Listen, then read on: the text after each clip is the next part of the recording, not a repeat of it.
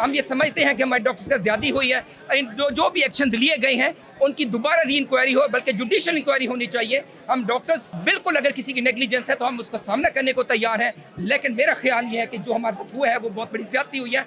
We are the people कि हमने उस केस को डिटेक्ट किया, हमने बाकी दूसरे मरीजों को बचने से रोका, लेकिन अगर किसी को HIV है तो हो सकता है कि वो ट्रीटमेंट कहीं और से भी लेके आया होता है पेशेंट, कहीं और से भी डायलिसिस उसने करवाए होते हैं, कहीं और से भी ब्लड ट्रांसफ्यूजन हुई होती है। आप सिंपल ये कह दें कि हम डॉक्टर रिस्पॉन्सिबल है, मेरा ख्याल से बड़ी अफसोसनाक बात है। अगर जब तक ये एक्शन नहीं होते वापस, तो आप ये देखिएगा विद इन 44 आवर्स हमारी जॉइंट एक्शन कमेटी बनी हुई है, हम अगर लाए हम इंशाअल्लाह ताला कल दे देंगे। निश्तर में जो SOPs के थ्रू काम हो रहा है, जो PSC और पंजाब गवर्नमेंट की SOPs हैं, जो इन्होंने गाइडलाइंस बनाई हैं, उसके बिल्कुल अकॉर्डिंगली हुआ है, कोई नेग्लिजेंसी नहीं हुई। देखें, ये प्रोसीजर्स हैं जो उन्होंने कहा है 6 महीने, हम तो निश्तर में 6 माह बाद कर रहे हैं, लेकिन पेशेंट ब्लड रिलेटेड डिजीज़ है, ब्लड ट्रांसफ्यूजन होते हैं, मल्टीपल होते हैं और दरमियान में पेशेंट प्राइवेट पे भी चला जाता है। डायलिसिस निश्तर में अगर मशीन अवेलेबल नहीं है, सहूलियात इनकी तरफ से अवेलेबल नहीं है, पेशेंट प्राइवेट भी चला जाता है, उसके बाद वो पॉजिटिव हो जाता है, तो ये नेग्लिजेंसी तो नहीं है। हम लोग ये तो नहीं कहा गया कि पेशेंट को रिफ्यूज़ कर दिया गया है या पेशेंट की ट्रीटमेंट को रिफ्यूज़ कर दिया गया है।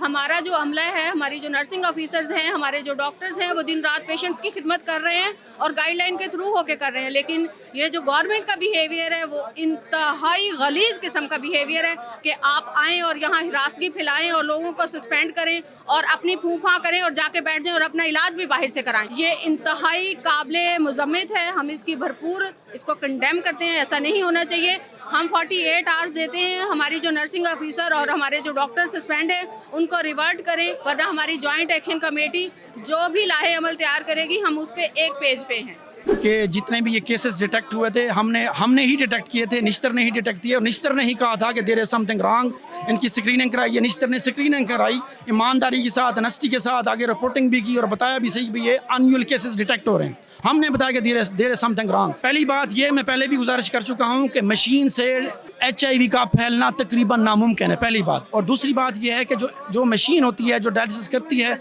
वो ऑटो डिसइंफेक्ट करती है 40 to 45 minutes after every patient, तो ऑटो डिसइंफेक्शन। तीसरी बात जिसका इल्ज़ाम लगा रहा है, बेहुदा इल्ज़ाम लगा रहा है कि वो जो डायलिसिंग किट जिसका नाम वो कह रहे हैं कि उनको पता ही नहीं है, चले उसका नाम वो किट कह रहे हैं कि किट को वॉश करने के बाद रीयूज़ होती रही है किट। कोई भी एविडेंस इस तरीके से नहीं, कैमरास लगे हुए हैं, किसी भी इंक्वायरी में ये साबित नहीं हुआ, इसकी बेस पे कह रहे हैं। तीसरी बात जो हमने गुजारिश की कि जितनी भी कमेटीज़ बनी उसमें किसी भी कमेटी ने ये डिटेक्ट नहीं किया कि सोर्स ऑफ इन्फेक्शन कहाँ है और कौन सा पेशेंट जो है वो सोर्स ऑफ इन्फेक्शन का बायस बना है। CM साहिबा ने अपनी नाअहली छुपाने के लिए, गवर्नमेंट ने अपनी नाअहली छुपाने के लिए कुछ डॉक्टर्स और नर्सेज को टारगेट किया है। इनका हेल्थ केयर कमीशन सो रहा था इससे पहले, इनका एड्स कंट्रोल प्रोग्राम किधर था, इनका इन्फेक्शन कंट्रोल प्रोग्राम ने क्यों नहीं बताया कि DG खान में इतने केस बढ़ रहे हैं, मुल्तान में इतने केस बढ़ रहे हैं। लेकिन निश्तर ने सबसे पहले बताया कि एक HIV का पेशेंट आया है। इनकी कोई गाइडलाइंस नहीं है, निश्तर ने इनसे गाइडलाइंस मांगी, इन्होंने अब से 2 दिन पहले गाइडलाइंस निकाली हैं। गाइडलाइंस के मुताबिक 6 महीने या साल के बाद आप स्क्रीनिंग कर सकते हैं, वो इधर हो रही है। निश्तर ने तो एक विसल ब्लो की, उसका इसको खुमियाजा भुगतना पड़ रहा है। ये सियासी शोबदाबाजी अपने चचा की तरह मैडम ना करें। अगर मरीजों का ख्याल है तो इधर दवाइयाँ दें, 3rd क्लास किस्म की दवाइयाँ आ रही हैं। निश्तर की इमरजेंसी को तोड़कर 3rd क्लास टाइलें लगा ली जा रही हैं। टाइलें इतनी अहम नहीं है, मरीज़ अहम है। पहले इधर दवाइयाँ दें, इधर 20 डायलिसिस मशीनें और होनी चाहिए। लोग रोड पे धक्के खा रहे हैं, प्राइवेट डायलिसिस करा रहे हैं।